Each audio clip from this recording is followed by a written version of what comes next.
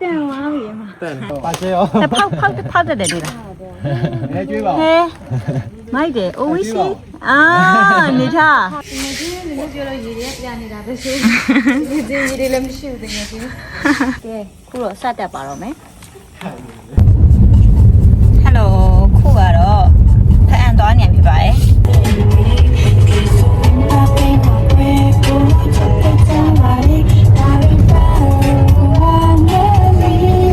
အားလုံးကဖအန်ဆိုပြီးဖြစ်နေတဲ့အချိန်မှာ Snowview ဖအန်ကိုရန်ကုန်ကနေမနက်6နာရီကျော်လောက်မှာစထွက်ခဲ့ပါတယ်။ပဲခူးမြို့ရဲရောက်ပြီဆိုတော့ပဲခူးကတငယ်ချင်းတွေကိုဝင်ခေါ်ပြီးတော့ဆက်ပြီးတော့ခီးဆက်ခဲ့ကြရပေါ့နော်။ဒီဝင်းဒီစားပါမယ်။ဟုတ်။ကဲ Snowview ဖအန်ရောက်ပါပြီရှင်။ Snowview သွားတဲ့ရက်က6လပိုင်းလအစားလောက်ဖြစ်တယ်ဆိုတော့မိုးကတော့မရွာပါဘူးရှင်မိုးမရွာတော့ Snowview ရှူခင်းလေးတွေတောင်လေးတွေကိုတေချာကြည့်ပြီးတော့မှဟိုတယ်စီကိုပဲခီးဆက်ခဲ့ကြပါတယ်ကဲ Snowview တဲမဲ့ဟိုတယ်လေးကိုရောက်ပါပြီ Marvelous Mountain ဆိုတဲ့ဟိုတယ်လေးပါဒီဟိုတယ်လေးကို Snowview မနစ်ကလည်းတဲခဲ့ပါတယ်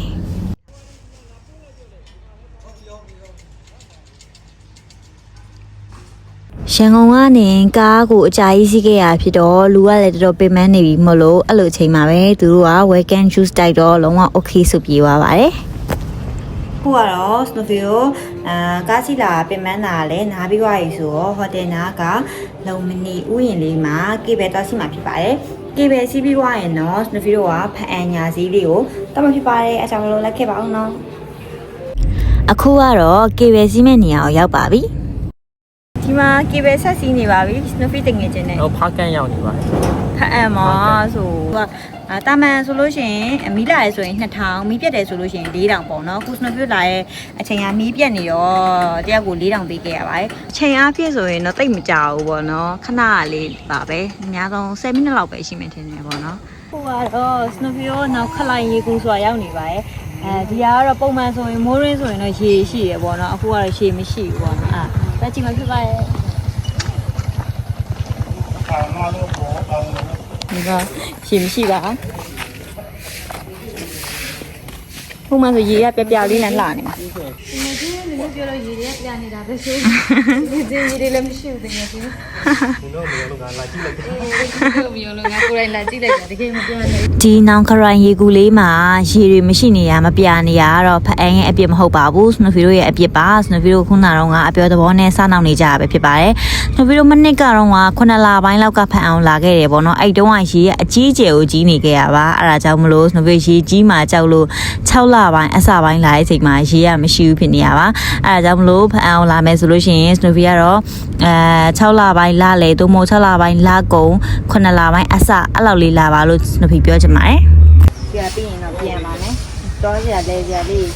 ရှိသေးလားဆိုတော့ကြည့်ပြီးတော့သွားကြည့်မယ်ပေါ့နော်မရှိဘူးဆိုရင်တော့ခဏနာပြီးတော့ညစီပဲသွားပါမယ်ရှင်နောက်ခလိုက်ရင်ကိုနှုတ်ဆက်လိုက်ပါပြီပါချင်လို့လားပါချင်လို့ပြီးမှပဲပြီးကြမှာပဲညစီမှာမုတ်သွားစားပါမယ်ဒီညာဈေးမှာမုံနည်းနည်းဝယ်ပြီးတော့နောက်ထပ်ကဏ္ဍလက်ဘက်ကညာဈေးကိုထပ်သွားကြမှာဖြစ်ပါတယ်ရှင်ဒါတော့ကဏ္ဍလန်းနာကညာဈေးဖြစ်ပါတယ်ဖအန်ကိုရောက်မယ်ဆိုရင်တော့ဖအန်ရဲ့ညာစည်းတွေကိုတွားကြည့်ပါလို့ Snowview ပြောချင်ပါတယ်တကယ်ကိုစားစရာတောက်စရာအစုံအလင်ပေါ့နော်တွင်းသီးဆိုလည်းအများကြီးပဲလူတွေလည်းအများကြီးနဲ့တကယ်ဝယ်စရာစုံစုံလင်လင်နဲ့ပျော်စရာကြီးပါSnowview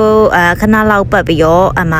ကရင်ထမင်းစားကြမယ်ဆိုပြီးတော့တိုးစရာကြီးအများကြီးနဲ့မြင်လိုက်တာနဲ့လုံးဝဆွဲဆောင်မှုရှိနေတဲ့ဆိုင်မှာဝင်စားခဲ့ပါတယ်ဟုတ်ဒါလေးပါမယ်ဟုတ်ကဲ့ပြီးရင်မာကြည့်မိဘူးဒီမှာသူ့တရားအများကြီးချပြီးတော့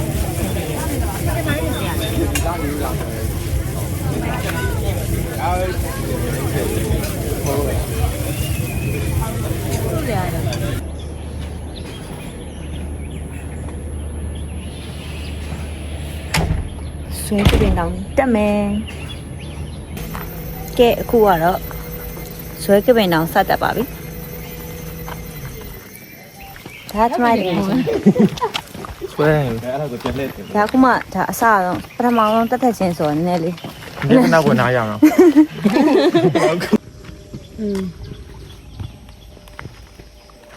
ကဲခုတော့စတက်ပါတော့မယ်ညာခုမှအစပဲရှိသေးတယ်မောနေချစ်ပေါ်မကြိုက်ကြိုက်တယ်ဘေဘီလေးကြိုက်တယ်ဟိုမှာဟိုကမကြိုက်ဘူး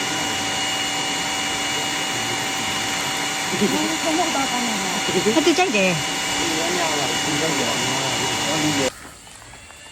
ကဲဒါသုံးပုံတစ်ပုံလောက်တော့ရောက်ပြီပေါ့အခုကဆက်တက်လိုက်ပါမယ်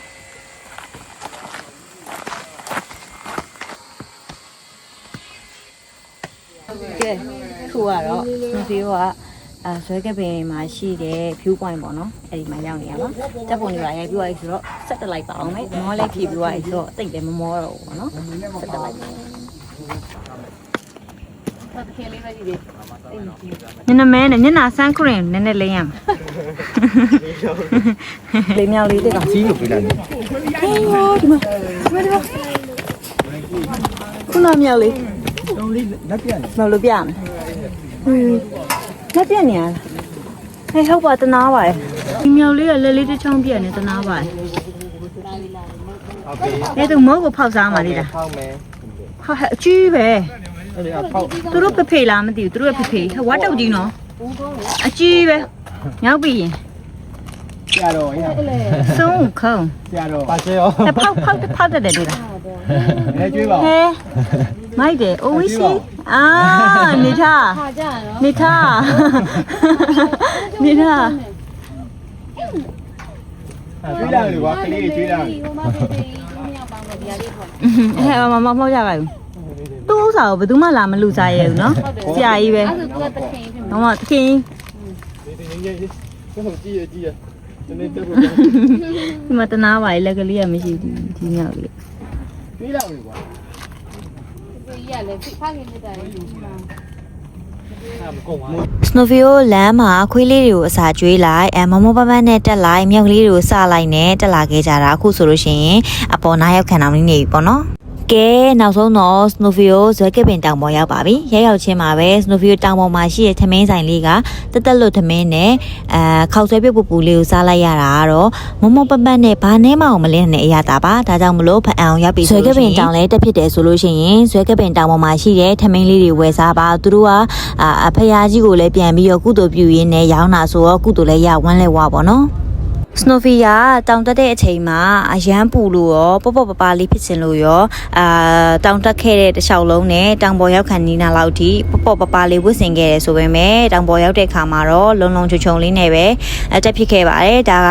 ဖျားကြီးရှိတာရောဘုန်းကြီးရဟန်းနေရှိတာရောကြောင့်အလိုလုံလုံချုံလေးပဲတက်ဖြစ်ခဲ့ပါရဲ့ရှင်ဇွဲကပင်တောင်ပေါ်ကနေပြီးတော့အောက်မှာရှိတဲ့အရန်လှရဲ့ရှုခင်းတွေကိုကြည့်ပြီးဖျားလဲဖူးပြီးတဲ့အခါမှာတော့ Snowvia တောင်ချီကိုပြန်ဆင်းခဲ့ပါတယ်ကတော့ Snowview ထွန်းပတိုင်ပေါ့နော်တက်လို့တူတီတာကြီးကျွေးရနေရအောင်နေရာလေးကိုရောက်နေတာပေါ့နော်သူကအောက်မှာဆိုရင်ရေလေးတွေပြနေတာပေါ့နော်အားလေးတွေရှိတယ်တရားလေးကိုလမ်းလျှောက်မယ်ပြီးရင်ငါးစာလေးကျွေးမယ်ငါးစာကျွေးပြီးသွားလို့ရှိရင်တူတီတာသွားစားမှာဖြစ်ပါတယ်ရပြီးတော့နော် Snowview ကြီးနီးစက်ရကူလေးကြီးသွားလည်မယ်ပေါ့နော်နေရတဲ့နေရခုမှငါးလေးလာနေပြီအဲ့ဒါကိုကျွေးမယ်ဒီဘက်ကလည်းပြစ်လိုက်ဒါကြသူ့မမြင်သေးဘူးကြော့ယူလာအေးလာကြော့ငါးလေးကိုခေါ်လိုက်ငါးလေးလာကြငါးလေးလာဒီငါးလေးရောက်လာလိမ့်မယ်ပြီးသွားလို့ရှိရင်အုံပြီးတော့ကဲဒီမှာတော့စတုတီလာလာစားရဲ့အဖွဲတို့တစ်ဖွဲပဲရှိသူ့ထစားမယ်သမင်းတွေပါယူပြီးတော့စားအောင်ပါပေါ့နော်ဒါရှိတယ်သူကတက်လို့ဆိုတော့ဟင်းရယ်မပိရယ်ကုစိုးရယ်ချက်မောင်ကျော်ဟာတာလပေါ်ဟင်းဆိုတာတခါကြားဘူးရလေလို့နှစ်တာစားကြပါမယ်နည်းနည်း ဝေးချာ Okay thank you အတန်းသားနေကြရုပ်ကြောင်းသွား အထမရကိုယ်တိုင်ယူပြီးစားရတာပေါ့နော်နည်းနည်းပဲတော့တော့ကြပြီ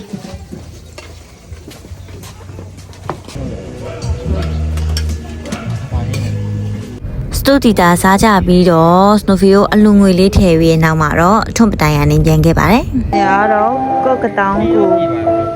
ဖြစ်ပါတယ်။ မတ်တော့မမ ဒိန်းနဲ့မိသားပဲလား အဲ့ဒီလက်ကူကလည်းပဲ ။ဒါတမိုင်းရှိလိမ့်မယ်နော်။တမိုင်းရှိမယ်။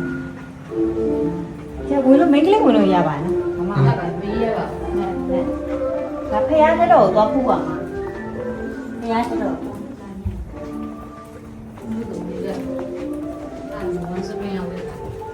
အဲ့ဒီချင်းလေးတဲ့ဝင်ဒါတော့ခုနကဒီဝင်လာတဲ့ကဖျားရဲ့တက်တော်လေးထားရနေတာဒါကတော့စားရန်ကူစီသွားမလို့ပါစားရန်ကူစီမသွားခင်လှေရင်စီးရတယ်ဆိုတော့လှေစီးရဲ့စီကိုအရင်သွားနေရဖြစ်ပါတယ်လှေပေါ်ရောက်ပါပြီလှေပေါ်ရောက်တဲ့အချိန်မှာတော့ Snowy ရောက်တဲ့အချိန်ကနေကြတဲ့အချိန်လေးကိုမှအရန်မမောင်သေးဘူးဆိုတော့လှေစီးရအရန်ကောင်းပါတယ်လှေကိုလည်းဖြည်းဖြည်းလေးမောင်းပေးတာဆိုတော့ Snowy ကိုကြောက်တာပါညာလည်းမရှိဘူးပေါ့နော် မီးရလကတော့အယူ อย่ายีมูยีมาแทนเลยแต่ดัก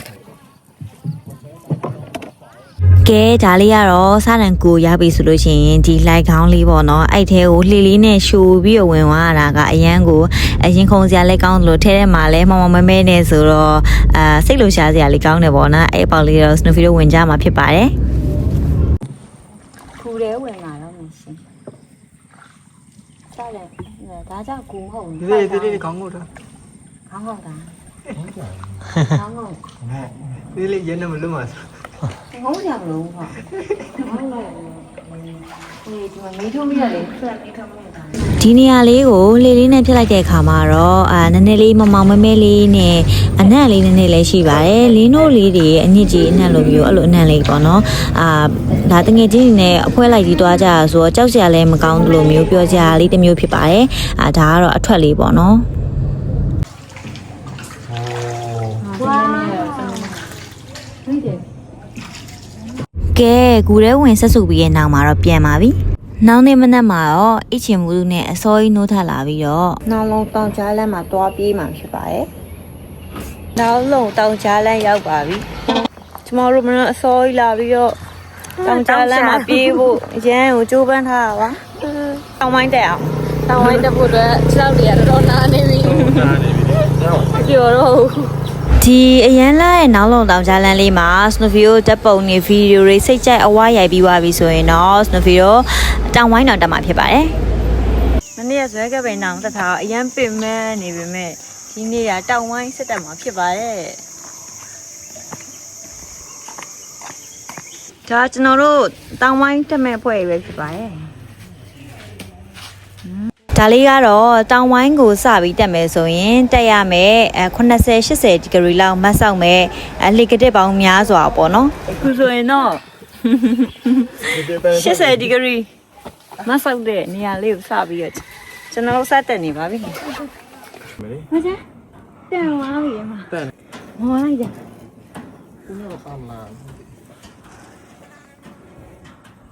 Snowy ကိုတနားရီကြော်လောက်အချိန်ပေးပြီးတော့တခြားကြိုးစားပန်းစားတက်ပြီးရဲ့အချိန်မှာတော့တောင်ဝိုင်းရဲ့အပေါ်ရောက်သွားပါပြီ။ရောက်သွားတဲ့အချိန်မှာလည်းတကယ် view ကအရန်ကိုလှပါတယ်။မကြီးစားအောင် ။ရောက်ပြီ။ပြန်ဆင်းမယ်။ပြန်ဆင်းတော့မယ်။ပူတယ်။တောင်ဝိုင်းကနေပဲကြိုးစားပန်းစားအောက်ကိုပြန်ဆင်းပြီးရဲ့နောက်မှာတော့ Snowy ရသေးပြန်ကူကိုသွားခဲ့ပါတယ်။အားတော့ကော့ကုန်းကူပါ။ Snowy ဒီနေ့တော့ကူးနှစ်ခုလဲရပြီးသွားပါပြီရှင်။ညဘက်ရောက်တော့ Snowy တို့ဇွဲကပင်မိုင်းဆိုတဲ့ထန်းရည်ဆိုင်လေးမှာသွားပြီးတော့ထန်းရည်လေးအပျော်တောက်ကြရဲပေါ့နော်။အဲ့ဒီဆိုင်မှာကအမီးလေးအရန်ကောင်းပြီးတော့ Snowy တို့အတွက်ကို FOC တွေကြီးပဲချပေးရနှစ်ပွဲသုံးပွဲလောက်ရှိပါတယ်။ဆိုင်ရလူတွေကလည်းအရန်ကိုသဘောကောင်းကြပါတယ်။အခုကအကြိုင်အောင်ရောက်ပြီပေါ့နော်။ညတော့မတက်ရပါဘူး။ကားနဲ့တက်ဝက်တက်လို့ရတယ်ဆိုတော့လေ။ဒီက view point ပါSnowy တရားရုပ်တီနဲ့စိတ်မရှိသလိုပြောနေတာကတော့ Snowy ကြာအင်းတောင်တက်ခဲ့တဲ့အစာနာလေးမှာပဲခြေသေးကလန့်ပြီးတော့သွေးတော်ကြာပြီးတော့ထော်နေနဲ့အပေါ်ထိရအောင်တက်ခဲ့ရပါတယ်ဒါပေမဲ့လည်းအပေါ်ရောက်တော့လေ view လေးကလှတော့ဘာပဲဖြစ်တမ်းပါတယ် Snowy တို့ဖအံကို3ညအိတ်4ရက်သွားခဲ့တဲ့နေရာမှာပထမ2ရက်ကတော့လုံးဝနေတွတ်လွတ်လွတ်ပူတယ်ဆိုပေမဲ့နောက်ဆုံးပြန်မဲ့ညနေကစပြီးတညလုံးမိုးကတဲကြီးမဲကြီးရွာပါတယ်အဲ့ဒီကနေမှပြန်မဲ့နောက်နေ့မနက်ထိလေမိုးလေးကနည်းနည်းဖြောက်တော့ရွာနေတော့မဲ့ပေါ့နော်ဒီနေ့ကတော့ Snowy တို့ဘရင်ညီကိုသွားမှာဖြစ်ပါတယ်ဘရင်ညီကိုရောက်တဲ့အခါမှာတော့ကံကောင်းထောက်မှစွာနဲ့ပဲမိုးကတိတ်သွားပါတယ်ဒါကြောင့် Snowy တို့တပ်ပုံနေဗီဒီယိုကြီးတခြားရိုက်ပြီးတော့မှပဲဖအံမလဲရလဲဆိုပြီးဆိုတော့ရန်ကုန်ကိုပြန်ခဲ့ပါတယ် Snowy ရဲ့ဖအံ vlog လေးကိုဒီမှာပဲအဆုံးသတ်လိုက်ပါမယ်ရှင်ဒီ vlog လေးကတော့ Snowy ဖအံကိုသွားခဲ့တဲ့အခါမှာ6လပိုင်းလအစားဖြစ်တာကြောင့်နေရာတော်တော်များများလေးမှာရှည်လေးတွေမရှိသေးတော့တိတ်ပြီးတော့မလှနေတဲ့အကြောင်းလေးနဲ့တကယ်လို့မှကိုကဖအံကိုသွားမယ်ဆိုလို့ရှိရင်6လပိုင်းလလေသို့မဟုတ်9လပိုင်းလအစားနဲ့9လပိုင်းလလေကိုသွားပါလို့ Snowy ကအကြံပေးရင်းနဲ့နှုတ်ဆက်လိုက်ပါမယ်အားလုံးပဲတတာ